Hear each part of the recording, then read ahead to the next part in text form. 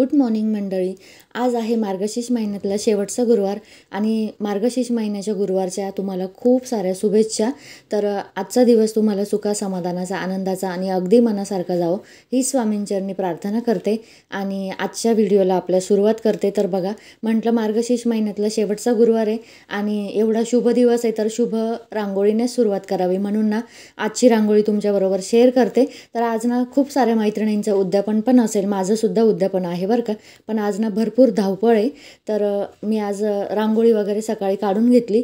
मी म्हणजे साक्षीनेच काढली रांगोळी बरं का, कारण की सकाळची धावपळ तुम्हाला माहितीच आहे. शाळा कॉलेज सगळंच असतं मुलांचं. तर इथे ना मी अगोदर शेंगदाणे भाजत टाकले, कारण की शेंगदाण्याचा कूट संपला होता आणि एकदाच बनवून ठेवला ना तर बरं असतं शेंगदाण्याचं कूट. त्यामुळे आणि शेंगदाणे ठेवलेला जो डब्बा होता ना, तर तो डब्बा मला दावत बासमती तांदूळ असतात ना त्याच्यावर मिळालेला होता. तर 1 किलोवर 1 डबा फ्री असं होतं आणि त्याच्यातच मी शेंगदाणे ठेवले म्हणजे ओतायला जरा सोयीस्कर पडतं ना, तर छान येतो डब्बा. तर आता मी ना रात्रीच्या इथे पोळ्या ठेवलेल्या म्हणजे उरलेल्या होत्या त्या पोळ्या. तर 5-6 पोळ्या उरल्या होत्या आणि एवढ्या पोळ्या फेकू पण शकत नाही, कारण अन्न बघा परब्रह्म असतं आणि खूप सारं मेहनत लागते आपल्याला या अन्न कमवण्यासाठीच. जी काही आयुष्यभर धडपड चाललेली असते ना, तर ती सगळी हेच पोटाची खळगी भरण्यासाठी चाललेली असते. त्याच्यामुळे मी सहजासहजी काही एवढं उरेल असं ठेवत नाही. पण एखाद्या दिवशी ना भूक कमी जास्त होते सगळ्यांची, त्याच्यामुळे ना भरपूर अशा पोळ्या उरल्या होत्या, म्हणजे 5-6 पोळ्या तरी होत्या. म्हटलं आता या पोळ्यांचा ना मस्त चुरमा करू, जेणेकरून सगळ्यांचा नाश्ता पण होईल. कारण की ना मला सकाळी थोडंसं बाहेर पण जायचं होतं. बाहेर म्हणजे सोसायटीमध्येच जायचं होतं, तुम्हाला पुढे जाऊन कळेलच. तोपर्यंत म्हटलं सगळ्यांना ना मस्त असा नाश्ता करून देऊ. तर इथे ना मी अर्ध्या पोळ्या मिक्सरमध्येच ग्राइंड करून घेतल्या आणि अर्ध्या पोळ्या झाल्यानंतर ना त्याच्यामध्येच मी मिरची, लसूण, थोडंसं आल्याचा तुकडा असं ग्राइंड करून घेतलं आणि काढून ठेवलं. आणि नंतर बाकीच्या अर्ध्या पोळ्या केल्या, कारण ना जे काही तिखटपणा असतो ना मिक्सरच्या भांड्याला तो सगळ्या त्या पोळ्यांना मिक्स होतो. त्याच्यामुळे ती मिरची वगैरे काढून घेतला आणि पुन्हा बाकीच्या पोळ्या उरलेल्या ग्राइंड केल्या. एक साईडला आपले शेंगदाणे पण इथे मस्त खरपूस भाजून झाले, ते आता काढून ठेवते, कारण थोडेसे गार झाले की मसाला काढून आणि ते ग्राइंड करून ठेवेल. म्हणजे शेंगदाण्याचं कूट कसं रेडी जर असला ना तर पटकन आपल्याला कुठल्याही भाजीला वापरता येतो. त्यामुळे आता हे शेंगदाणे ना गार व्हायला बाजूला ठेवून देते, कारण इथे मोहरी वगैरे तडतडली की त्याच्यात उडेल. आणि कधी कधी आपण शेंगदाण्याचा कूट असतो ना तो उपवासासाठी सुद्धा वापरतो ना. तर बघा, आपण जसे पोहे करतो ना तसाच हा चुरमा करायचा. आता बऱ्याच जणींना माहिती पण नसेल, पण नवशिक्यांसाठी सांगते. पोळ्या ज्या मिक्सरमध्ये ग्राइंड करून घेतल्या ना त्याच्यात पोह्यांसारखा थोडासा पाण्याचा तडका मारायचा, म्हणजे पोळ्या थोड्या नरम होतात. कढईमध्ये मी तेल घेतलं, त्याच्यामध्ये जिरे मोहरी टाकले आणि त्यात आपला जो काही मसाला आपण बारीक केला होता ना, हिरवी मिरची, लसूण, आलं, तो सगळं त्याच्यामध्ये टाकला. थोडीशी हळद टाकली, मिरची काही टाकायची नाही कारण आपण हिरवी मिरची वापरलेली त्याच्यामध्ये. तर त्यामध्ये ना आपला भिजवलेल्या पोळ्या ज्या आहे पोळ्यांचा चुरमा त्याच्यामध्ये ओतून घ्यायचा आणि मस्त असं खालीवर करून द्यायचं. थोडासा रंग यायला वेळ लागतो त्याला. थोडीशी त्याच्यामध्ये ना चवीसाठी साखर आणि मीठ पण टाकून घ्यायचं. तर आता इथे मी थोडंसं मीठ टाकलं आणि थोडीशी साखर टाकली. अगदी नावाला साखर टाकायची, नाही तर फार गोड पण चांगला नाही लागत तो. आता बघा, आता कलर पूर्णपणे चेंज झाला आहे ना सुरम्याचा. मस्त दिसतोय आपला सुरमा आणि खाण्यासाठी पण खूप छान लागतो. पण माझा मात्र उपवास आहे. तर चला, आता मी ना इथे गच्चीवर आलेले आहे. आमच्याच सोसायटीत एक ताई राहतात ना, तर त्यांच्या मुलीचं लग्न आहे. लग्न तसं फेब्रुवारीमध्ये आहे, पण ना वडे वगैरे तोडायचे त्यांना मार्गशीर्ष महिन्यापासून सुरुवात करायची होती. त्यामुळे ना आम्ही मस्त गणपती बाप्पाची पूजा केली आणि इथे आता वडे तोडायला सुरुवात केली. आता तुम्हाला ना उखाणे पण ऐकवते मी. तर हे वडे वगैरे तोडताना म्हणजे लग्नाची मज्जाच ही असते की लग्नाचा जो काही विधी असतो ना तो विधी करताना खूप छान उखाणे वगैरे घ्यावे लागतात प्रत्येक वेळेस. तर चला तुम्हाला पण ऐकवते. कण्व ऋषींच्या आश्रमात शकुंतलेचे माहेर राकेश रावांनी दिलं मला सौभाग्याचं आहे. आता तुम्ही घ्या, आवरा पटकन घ्या. 1.25 पावशेरच. प्रियांका घे, तू नवीन आहे. मंगळसूत्राच्या वाट्या आणि बेल सोडून काही तुम्ही जर कधी सजेस्ट करावं. बुद्धी शोभते धनाने, लक्ष्मी शोभते मानाने, लक्ष्मी शोभते त्या शोभते बुद्धीने, लक्ष्मी शोभते धनाने, रमेश रावांच्या जीवावर जीवन जगते मानाने. बाकी एकटे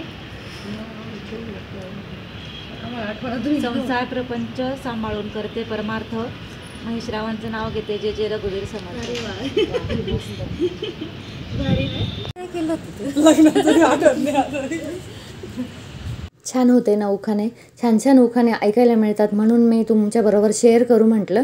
तर चला अजून इथे अर्ध्या जणी बाकीचे उखाणं घ्यायच्या, पण सगळ्यांचे उखाणे शेअर. नमस्कार, श्री स्वामी समर्थ मैत्रिणींनो, मी आहे प्रणिता आणि स्वागत आहे तुमचं आपल्या मराठी ब्लॉग चॅनलमध्ये, ज्याचं नाव आहे प्रणिताज ब्लॉग नातं आपुलकीचं. तर आजचा दिवस तुम्हाला सुखा समाधानाचा आनंदाचा आणि अगदी मनासारखा जाओ ही स्वामींचरणी प्रार्थना करते आणि आजच्या व्हिडिओला सुरुवात करते. तर आज आहे गुरुवार, म्हणजे मार्गशीर्ष महिन्यातला शेवटचा गुरुवार. आणि बऱ्याच मैत्रिणींच्या घरी आज उद्यापन असेल ना, तर माझ्याही घरी उद्यापन आहे बरं का. पण ना एकदम झटपट उद्यापन करणार आहे मी. करणार तर सगळं विधिवत आणि व्यवस्थितच आहे, पण ना झटपट का करायचं आहे, कारण सकाळी तुम्ही बघितलंच असेल ना की आमच्या सोसायटीमध्ये त्या ताई राहतात ना, तर त्यांच्या घरी लग्न आहे. म्हणजे फेब्रुवारी महिन्यात लग्न आहे त्यांच्या मुलीचं, पण फेब्रुवारीच्या अगदी 2-3 तारखेलाच लग्न आहे. त्याच्यामुळे ना मार्गशीर्ष महिना पण संपत आला ना, तर मग मार्गशीर्ष महिन्यापासूनच त्यांना म्हणजे जे काही आपले लग्नाचे असतं बघा, बरंच काही काही असतं लग्नाचं, कुरडई, पापड, वडे. आणि वडे केल्यापासून तर काही सुरुवात करताच येत नाही, वड्यांचा पहिला मान असतो. त्याच्यामुळे आजच त्यांना वडे पण तोडायचे होते. तर लग्नाचं कार्य असताना तर कोणालाही पटकन मदत केलीच पाहिजे, आणि एका सोसायटीत राहायचं म्हटलं तर एकमेकांसाठी एवढं करावंच लागतं ना. त्यामुळे ना सकाळी तिथे गेले होते. त्याच्यानंतर आधी साक्षीचं कॉलेज, त्यांचं टिफिन वगैरे करून दिला. आणि आता इथे बघू शकता पूजा पण केली आहे. तर तुम्हाला बॅक कॅमेऱ्याने पुन्हा व्यवस्थित पूजा दाखवेलच मी. तर पूजा पण करून घेतली आणि आता म्हटलं 12 वाजता उद्यापन 12 वाजेपर्यंत 12च्या आत करून घ्यायचं आहे मला. त्याचं कारण असं की नितिशा जी माझ्या समोर राहते, तुम्हाला माहितीच आहे, माझी मैत्रीण, तुम्ही बऱ्याच व्हिडिओमध्ये तिला भेटलात पण आहे. तर तिच्या भावाचं लग्न आहे आणि तिच्या भावाच्या लग्नाला आम्हाला म्हणजे आता 11-10 वाजता आहे ना ते वैदिक पद्धतीने लग्न करणार होते. तर वैदिक पद्धतीच्या लग्नाला तर आम्ही काही पोहोचू शकणार नाही, कारण घरातलं पण आपल्याला बघावं लागतं ना. तर आता सगळीकडेच 2 पद्धतीने लग्न करतात, तुम्हाला माहितीच आहे. तर मग आम्ही त्याच्यामुळे 12 वाजता घरातून निघू. वैदिक पद्धतीच्या लग्नाला काही आम्ही जाणार नाही आहे. त्यामुळे ना उद्यापन वगैरे सगळं करून घेणार आहे. आणि एवढ्या घाईघाई उद्यापन करण्याचं कारण पण सांगते तुम्हाला. लग्नाला जर गेलो ना तर मग लग्नावरून येत करत आम्हाला 3-4 वाजतीलच. साठी ना आत्ता उद्यापन करून घेते, कारण पुन्हा तिकडनं येऊन 4 जर वाजले तर आमचं सगळंच राहून जाईल, उद्यापन पण राहून जाईल. आणि आज तर शेवटचा गुरुवार आहे, त्याच्यामुळे मी आत्ता उद्यापन करून घेणार आहे. तर चला आता काय काय करेल, कसं करेल, कुंकू. आणि व्हिडिओ संपूर्ण बघा. जर तुम्हाला आवडला व्हिडिओ तर नक्की व्हिडिओला लाईक करा. चला.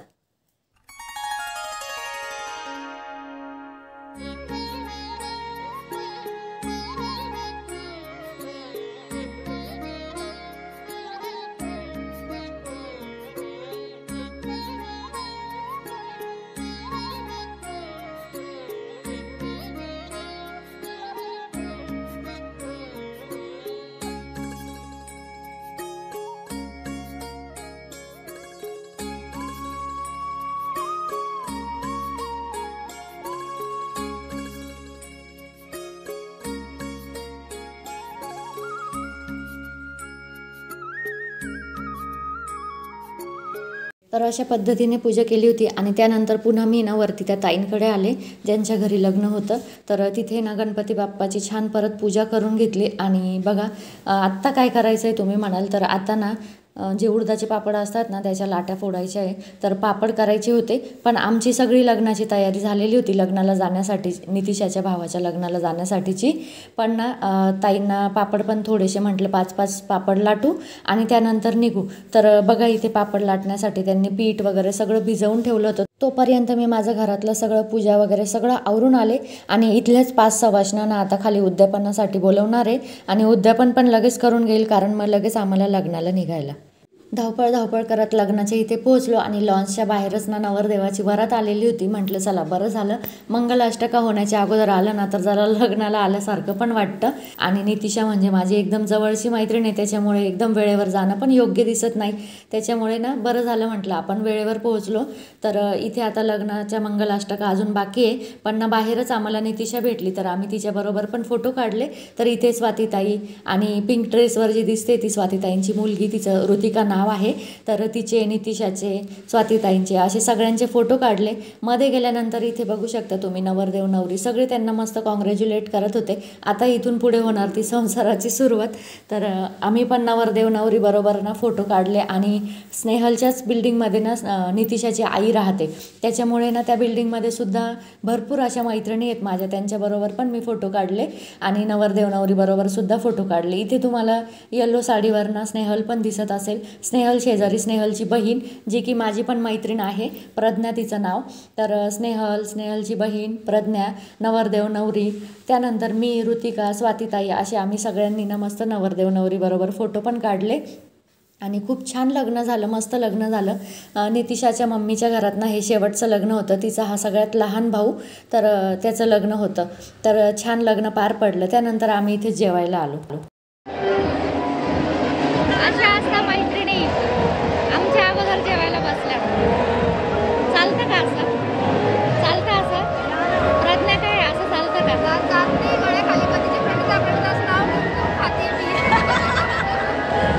काहीच आवाज येत नसेल ना तुम्हाला, पण मागे गडबड गोंधळच इतका चाललेला होता, त्याच्यात वाजंत्री, तर त्यामुळे काहीच आवाज आला नसेल. पण स्नेहल आणि प्रज्ञाना इथे जेवायला वाढून घेऊन आले होते. आम्हाला पण फोन केला होता त्यांनी की चला जेवायला, आम्ही इथे बसलो आहे अशा टेबलवर. तर ना मी त्यांची गंमत करत होते की माझ्या अगोदर जेवायला बसल्या वगैरे असं. तर बघा इथे रुखवत पण दाखवते तुम्हाला नवरीचं, आणि रुखवत खूप छान असं बनवलेलं होतं मस्त. तर हा एक प्रकारचा संसाराची सुरुवातच असते. तर छान असं रुखवत तुमच्याबरोबर शेअर करू म्हटलं. त्यानंतर ही वेळ आहे संध्याकाळची. संध्याकाळी मी घरी आले आणि घरी आल्यानंतर थोडासा ना आराम वगैरे केला. संध्याकाळी तिन्ही सांजेच्या वेळेस म्हटलं मस्त उठून थोडंसं घराला झाडू वगैरे मारला आणि दिवाबत्ती करायला बसले. तर दिवाबत्ती वगैरे केली आणि जे काही स्तोत्रमंत्र पठण असतं ना संध्याकाळचे ते पण केलं. संध्याकाळी नाही काही तर 11 वेळा तरी ओम नमो भगवते वासुदेवाय आपलं तुळशीपुढे दिवा लावताना म्हणायचंच, जेणेकरून ना तुळशी माता प्रसन्न राहते आपल्यावर. आणि तिन्ही सांजेच्या वेळेस ना मस्त असा दारात पण दिवा लावायचा. त्याचं काय महत्त्व आहे ते मी एखाद्या व्हिडिओमध्ये स्पेशल त्याचा व्हिडिओ करेल, एखाद्या व्हिडिओमध्ये मी तुमच्याबरोबर ते शेअर करेलच. त्यामुळे ना दरवाजात पण दिवा लावायचा, म्हणजे आपण जेव्हा येतो ना घरामध्ये, तर घरात येताना उजव्या हाताला दिवा लावायचा आणि तो दिवा मात्र मातीचाच असला पाहिजे. त्यानंतर बघा इथे देवाची दिवाबत्ती झाली आणि मी इथे तुळशीला पण दिवा लावून घेते. तुळशीला एकदम थोडासा दिवा लावायचा, कारण असं म्हणतात की तुळशीचा दिवा जोपर्यंत जळत राहतो ना तोपर्यंत विष्णू भगवान एका पायावर उभे असतात. त्याच्यामुळे तुळशीचा दिवा मोठा नाही लावायचा, अगदी थोडंसं तेल टाकायचं त्याच्यात, जेणेकरून 5 मिनटं जळेल तो असं. त्यानंतर आता इथे पुढे मी दरवाजात पण पंथी लावून घेते. दिवाळीच्या पणत्या असताना त्याच्यापैकीच एखादी पंथी ठेवायची आणि तीच आपल्याला कायमस्वरूपी दरवाजा पुढे ठेवायची. तर इथे बघू शकता तुम्ही. तर चला आता दिवाबत्ती तर झाली, पण आता ना स्वयंपाकाची तयारी करते, कारण की आज गुरुवार पण होता, उपवास, गोड पण काहीतरी बनवायचं आहे. तर इथे ना चिलाची भाजी जी आहे ती मी धुवून ठेवली. चिलाची भाजी म्हणजे बऱ्याच मैत्रिणींना माहिती असेल, रानभाजीचा प्रकार आहे तो. आणि या दिवसामध्ये ना रानभाज्या भरपूर येतात, तर खायच्या असतात त्या रानभाज्या. असं म्हणतात की पुढच्या उन्हाळ्यासाठीची ती एक आपल्या शरीराचं प्रिपरेशनच असतं. माठाची भाजी ही सुद्धा रानभाज्यांमध्येच येते, चिलाची भाजी. तर थंडावा राहतो शरीरामध्ये, जेणेकरून उन्हाळा जो असतो ना तो सुखकर जातो आपला. तर इथे ना आता चिलाची भाजी कशी तयार करतात ते मी तुमच्याबरोबर शेअर करते. तर अगोदर तर मी भाजी सगळी निवडून स्वच्छ धुवून आणि निथरट ठेवली होती, म्हणजे तिच्यातलं पूर्णपणे पाणी निथरून जातं ना. तर त्यानंतर मी कांदा चॉप करून घेतला, जसं की तुम्हाला दाखवलंच मी. तर कांदा चॉप केल्यानंतर ना कढईमध्ये तेल घेतलं. तेल तापल्यानंतर त्यामध्ये थोडेसे जिरे टाकले आणि चॉप केलेला कांदा जो आहे ना तो कांदा परतायला ठेवला. कांदा परतोपर्यंत ना मिक्सरमध्ये थोडीशी हिरवी मिरची, लसूण, आणि भरपूर लसूण टाकायचं, म्हणजे लसणाने टेस्ट छान येते भाजीला. तर लसूण आणि अगदी अर्धा इंच असं आलं टाकायचं आणि ते सगळं मिक्सरमध्ये ना मस्त ग्राइंड करून घ्यायचं. कांदा परतून झाला ना बऱ्यापैकी की लगेचच ते ग्राइंड केलेलं जे मिश्रण आहे ना ते याच्यामध्ये टाकायचं आणि छान असं परतून घ्यायचं.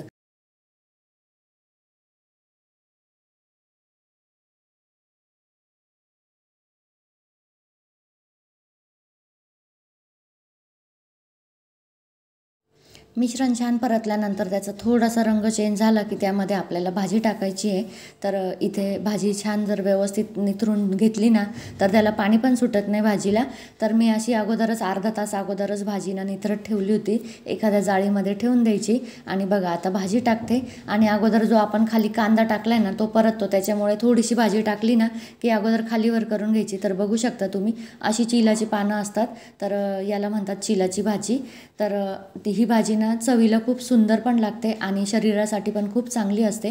तर बघा आता मी ना थोडीशी भाजी टाकली तेव्हा सगळा कांदा वरती करून घेतला भाजीच्या, म्हणजे ना तो खाली करपत नाही, नाहीतर कांदा लगेच पटकन करपतो. आणि त्यानंतर उरलेली जी काही भाजी आहे ना ती भाजी टाकली, म्हणजे आता भाजी खाली बसोपर्यंत आपल्याला मीठ वगैरे काही नाही टाकायचं बरं का याच्यात, नाहीतर पूर्णपणे ना अंदाज चुकतो आपला मिठाचा. त्याच्यामुळे भाजी चांगली शिजून खाली बसू द्यायची, कुठलीही पालेभाजी असो हिरवी, तर ती खाली बसू द्यायची आणि त्याच्यानंतर मीठ टाकायचं. कारण दिसताना ना ती खूप प्रमाणात दिसते भाजी आणि जेव्हा शिजते ना तर तेव्हा एकदमच थोडीशी होते, त्यामुळे मिठाचा अंदाज कमी जास्त होऊ शकतो. म्हणून ना आता एक साईडला भाजी ती खाली बसते तोपर्यंत मी इथे पीठ भिजवून घेते. आणि बघू शकता तुम्ही आता जेव्हा कढईभर दिसत होती भाजी एकदम आणि आता एकदमच खाली बसली आहे, तर एकदमच थोडी झाली. आणि बघा कांदा इतकं लक्ष देऊन सुद्धा थोडाफार कांदा हा करपतोच. तर अशा पद्धतीने ना ही भाजी आता खाली बसली आणि आता या स्टेजला आपल्याला त्याच्यामध्ये मीठ टाकायचं आहे. तर आता मी चवीनुसार त्याच्यामध्ये मीठ टाकून घेते. अगोदरच मीठ टाकलं ना तर भाजी खूप खारट होते, त्यामुळे ना आत्ता मीठ टाकायचं आणि छान अशी पुन्हा परतून घ्यायची. आणि त्याच्यामध्ये दाण्याचा कूट पण टाकायचा आहे. तर मी दाण्याचा कूट तयार करून ठेवला. इकडे माझं पीठ पण भिजवून तयार आहे, लगेच मी पोळ्या पण करणार आहे.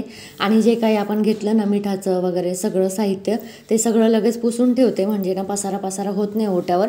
आणि मिठाला वगैरे सगळे खरकटे म्हणजे पिठाचे वगैरे हात लागलेले असतात ना, त्याच्यामुळे तो सगळं कपडा मारून ठेवायचं. तर इथे बघू शकता तुम्ही मी दाण्यांचा कूट पण तयार करून ठेवला होता. तर तो कूट आता म्हणजे सकाळीच तुम्ही बघितलं असेल सगळे शेंगदाणे भाजून आणि दाण्यांचा कूट तयार केला होता. तर भाजीसाठी पण मी थोडासा कूट काढून घेतला. आता तो कूट या भाजीमध्ये टाकते आणि त्यानंतर भाजीवर थोडंसं झाकण ठेवते. अगदी 2 मिनटं झाकण ठेवायचं आहे आपल्याला. आणि एक साईडला माझ्या पोळ्या पण चालू आहे. तर भाजी शिजायला तशी सोपी असते, पण ना थोडंसं झाकण वगैरे ठेवलं ना तर चांगल्या पद्धतीने ती शिजली जाते. त्यामुळे तर बघा इथे आता दाण्यांचं कूट टाकते आणि लगेचच थोडीशी परतून आणि गॅस बंद करून टाकणार आहे. आणि एक साईडला माझ्या पोळ्या पण चालू आहे. तर आज गुरुवार असल्यामुळे ना गोडमध्ये मी शेवयांची खीर करणार आहे. आता खीर खूप वेळा मी तुमच्याबरोबर शेअर केली, त्यामुळे खीर काही तुमच्याबरोबर आता शेअर करणार नाही. पण ही भाजी जरा नवीन प्रकार होता ना, त्याच्यामुळे म्हटलं चला माझ्या मैत्रिणींबरोबर शेअर करू. तर असा आजचा आपला मेनू असणार आहे, डाळ भात, शेवयांची खीर, चिलाची भाजी आणि पोळ्या. तर चला इथेच मी आता माझ्या व्हिडिओचा एंड करते. व्हिडिओ जर आवडला असेल तर व्हिडिओला लाईक नक्की करा आणि चॅनलवर जर नवीन असाल तर चॅनल नक्की सबस्क्राईब करा. तर चला बाय आणि श्री स्वामी समर्थ.